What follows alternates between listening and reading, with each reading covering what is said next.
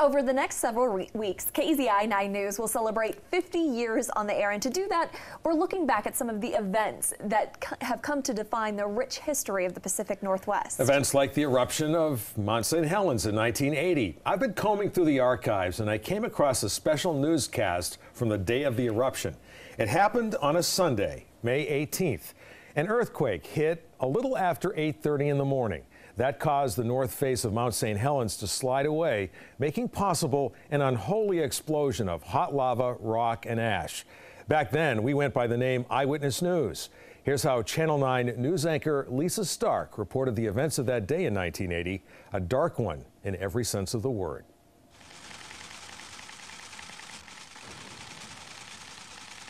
The following is a special presentation of KEZI Eyewitness News. Good evening. This is a special report from KEZI Eyewitness News on the eruption of Mount St. Helens. The death toll from the latest eruption on Mount St. Helens now stands at 5. That volcano exploded in its most violent blast to date this morning. Officials say that 2 of the victims, whose bodies were found at a Weyerhaeuser logging camp, were killed by the extreme heat. Now, it is not known how the other 3 people were killed, but police speculate that they either died when their cars were hit by mud flows or they were overcome by fumes from the hot gases and ash. Now, we have some pictures from Yakima, which we'll be showing you in just a second. Those pictures were actually taken around 11 a.m. this morning, but residents there say it looked more like midnight. Visibility is at 0, and there are numerous reports of traffic accidents throughout the state.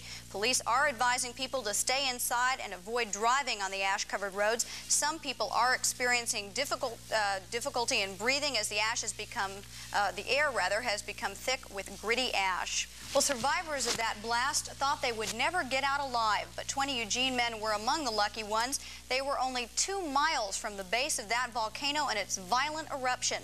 They'd been there since May 2nd. They were planting trees for the Forest Service there. I spoke with them this afternoon after their flight from the mountain. The foreman on the crew, Durkee, said, "Run or die." And I just started running, and I looked around, and it looked like an atomic bomb was going off. Still shaking, these men gathered at a local motel to recount their terrifying morning, to hug family members, to wonder in amazement how they ever made it out at all. Working for Webfoot Reforestation, the crews were only 4.5 miles south of the peak, 2 miles from its base.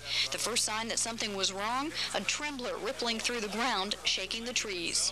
From the sides, on the top, it just went bluey like that, and then all of a sudden from the other sides on the whole mountain was engulfed in blue-black flame, smoke like. And it just kept building, and then I could hear the roars and the roars, about 3 damn roars. What did it sound like? Like a blast furnace, you know, open the door, it goes roar. But then it started erupting from the top, and we thought that'd be nice, we can watch an eruption. But then an eruption happened from the south side, it happened from the east side, and every steam vent in the mountain must have blown at once, and we were all just... What did you think when that happened? How did you feel? We were scared. Everybody went running off to get in the rigs, you know, and it was breathtaking. We all thought that it was our time. Enormous clouds of smoke billowed high into the air, making it difficult to breathe. One man said the top of the mountain simply disappeared. Leaving $5,000 worth of equipment behind, the men scrambled to higher ground. There they were detained by officials until it was certain the roads were passable. Before beginning work for the day, they'd been assured by the U.S. Geological Service that all was safe. They'd been telling us that we'd probably have 3.5 hours warning. The geologists have equipment on the mountain, so we felt there wasn't any danger at all. When will they finish the job? Never. These men say they're staying away from Mount St. Helens. For Eyewitness News, this is Lisa Stark reporting. Lisa Stark now obviously with ABC News. The effects of the initial blast were devastating in terms of lives and lost property. 57 people died, thousands of animals were killed, and hundreds of square miles became a vast wasteland that is still recovering. Damage has been pegged at close to $3 billion.